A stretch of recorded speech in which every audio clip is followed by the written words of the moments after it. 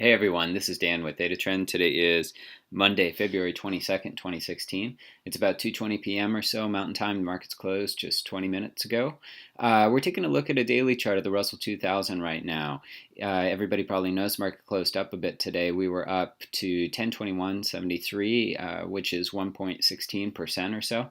And we do have a big green candle here, and we've made a run now from about 942 all the way up to 1025 today. But towards the end of the day, it does seem like there's kind of a lack of conviction, at least on an intraday basis. And I don't like to predict direction, but I do feel like there could be a little bit of a pullback in here tomorrow. Not necessarily a big tumble crash lower or anything like that, but it just didn't seem like anybody was buying up here as we pushed to new levels. And when we drop down in time frames, we'll see that as well. But the market did gap higher and continue to move higher shortly after it opened today to leave it with this 1% gain. And the blue lines here are the expiration break-evens for the March position. So I was sort of active today moving around the trade with this push higher. The lighter color lines here, these were the expiration break-evens as of Friday, and they have been updated. So the upper expiration break-even on Friday was up around in the neighborhood of 1020 or so. On the downside, it was down around 942, 943, something like that. So essentially right around this low. And today we had that gap higher and that push right up, and actually through the expiration break even. We had price outside the tent a little bit this morning, and that's okay. I mean, we have that happen sometimes from time to time. But I made a few different adjustments, and we'll take a look at them. But the new expiration break evens for the position are the upper one is up around 1035, and the lower one is down here around 963, so down in the low 960s. So we gave up a little bit of the cushion on the downside, but we do have a little bit more room to run if the market does decide to squeeze higher and make a run for this 1035 level or so. The market is still in a primary downtrend. We have price below the declining 50 and 200-day simple moving averages. At the same time, it's up above the rising 10-day moving average and also above the 20-day, which is starting to flatten out here a little bit. I don't necessarily think the price is just going to immediately turn around and reverse, but it may need a little bit of time to digest this move. This again is about an 8.8% move from here back on February 11th, so 7 trading days ago or so. So that's a pretty significant move in a relatively short amount of time. If we drop down to the 65-minute time frame, the candles for today are these candles just to the right of this red dotted line. So we had a gap higher that pushed higher right after the open, and price did get up and above this 1020 level. And we've been watching this 1020 level. And I said that if price gets above this and holds this level, it does have the potential to move up here to 1035. What we saw today was sort of the market got up and above that level, but once it got there, it just sort of held it.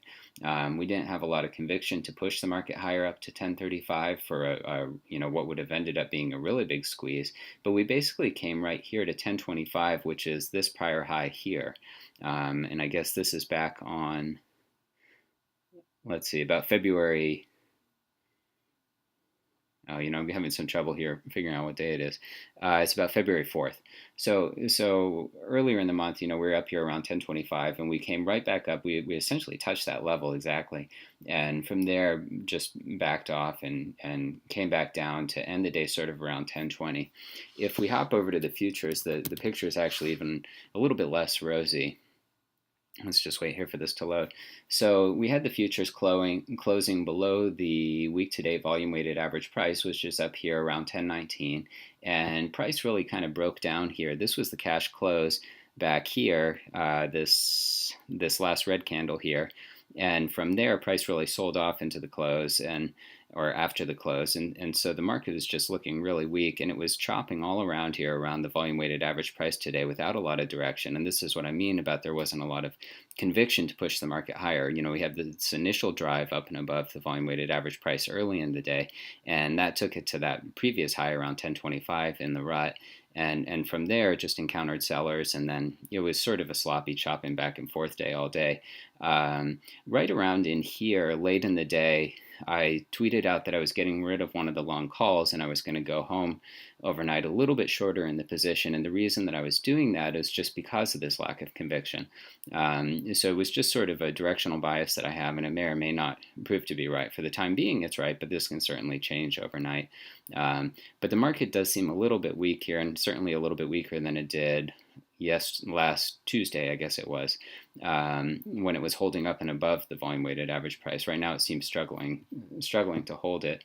A logical place for this market to come back to, if we have a little bit of a pullback tomorrow, kind of the initial point would be to look at this rising trend line from the previous low down around that 942 and RUT, and that would bring the market kind of down here into the area of 1010 or so. The 5-day simple moving average seems to be following it up there, so it's we could see the market pull back to there, see if it finds some support at the 5-day moving average before making a run to that 1035. It could certainly do that, or it could pull back a little bit lower. Coming a little bit lower would be down towards, say, the 1,000 level, which is the volume weighted price from last week, and even deeper than that would be all the way down to 980, which is the 10-day simple moving average. So those are some of the levels I'm watching. The initial point of support we'd like to see hold if it's going to go higher is around 1010. Personally, we'd rather see it go lower, so the next point to hit would be around the 1,000 area, and also that's, again, back to the even number. So let's hop over and take a look at the position. So this is a picture of the position at the close today. And I made a few adjustments. The first adjustment that I made was to close out one of the 980 butterflies. If you recall, I had two butterflies down here at 980, and I closed one of those out. I added another butterfly up here at 1020 that is, instead of a balanced butterfly, it's a broken wing butterfly. So I have you can see there's the 1020, and I have the 970, and then also the 1065. So it's a 50 by 45 point wide broken wing butterfly centered at 1020 essentially. And I sold out the 99 IWM call today, and also the 101 IWM call, and that leaves the position looking like this at the close. So with the market here at 1021, the delta overnight was short negative 686. The gamma is negative 48. This is getting bigger as we get closer to expiration. We are now 24 days to expiration, so we're getting quite close.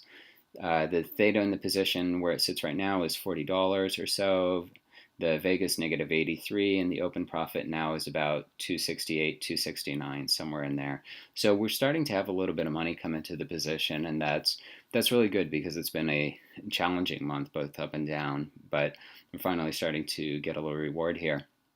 One of the things we'll be watching is, that initial level, that rising trend line on the 65-minute time frame would bring the market back here to about that 1010, and at there we're looking at an open profit as of the close here of around $300. The little deeper pullback to last week's volume weighted average price would be right around 1,000, and then even deeper still, I think the 10-day was down around, was it 980? Yeah. So somewhere in the neighborhood of 980. That's going to bring us to a point here on the downside if we get a real deep pullback where we're going to need to peel off some of the upper portion here and lock in some gains and just shift this T+0 line a little bit if we get the bigger pullback all the way down to 980. But these price slices are set such that, so 1021 is the close. The 991 would be a 3% gap lower. So if we were to gap lower tomorrow morning, 3%, it looks like we'd still have an open profit of about $200. And if we were to gap higher to 1034 or so, we'd have an open profit hopefully of about 150. That might change slightly, but theoretically, those would be the prices based on the T+0 line at the close. So that is the update for the March position.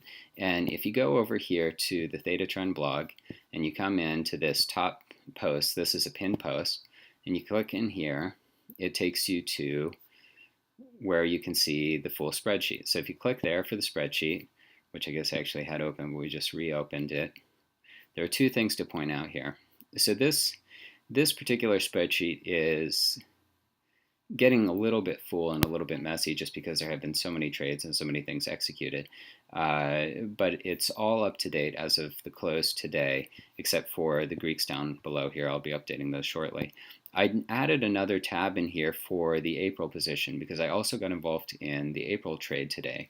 So the April RUT options are 52 days to expiration at this point. You can see here. So we have a new trade opened up in April. And if we want, let's jump over and take a look at that position as well. So I'm going to hide all of the simulations because we haven't had any adjustments to the April position just yet. And I'm just going to click it on. So the April trade is the 950, 1000, 1050 RUT butterfly, and then it also has the 104 IWM call. So this position at the close today is sitting pretty nicely. The delta is negative 0.9, the gamma is negative 0.03, theta is 477, vega negative 17. There's an open profit of about 20 bucks or so. It's always nice to have an open profit on the first day. I position this trade a little bit more bearishly, and the reason is just because of the environment that we're in on the bigger picture. I mean, certainly we've had this little counter trend rally here within the context of a primary downtrend, but my bias is still a little bit more bearish rather than bullish. And so I opened this trade when the Russell was trading around in the low 1020s today, and I centered the butterfly down around 1,000, and the reason I did that, which is a little bit further down than I normally go, and the reason I did that is because it gives the position more room to run on the downside. So with the 1,000 centered butterfly, we'd be looking to roll lower if price was to trade down into the neighborhood of 970, 965. So essentially down in the neighborhood of where our current expiration break even is for the March position. And on the upside, we'd be adding to the trade if it gets up to 1040 or so. So essentially, if the market makes new highs here, we're going to be quickly adding to the position, and that's fine with me because I think after a run like this, I don't have a lot of confidence in the market's ability to go significantly higher, and so I certainly wouldn't mind adding into the position and getting a little bit of size there with some short deltas in case we do get a bit of a pullback after adding. So at any rate, that's all I have for today. We're sitting in a couple of different trades. I will get this spreadsheet updated. If you have any questions, feel free to shoot me an email, info@thetatrend.com. Thanks for watching.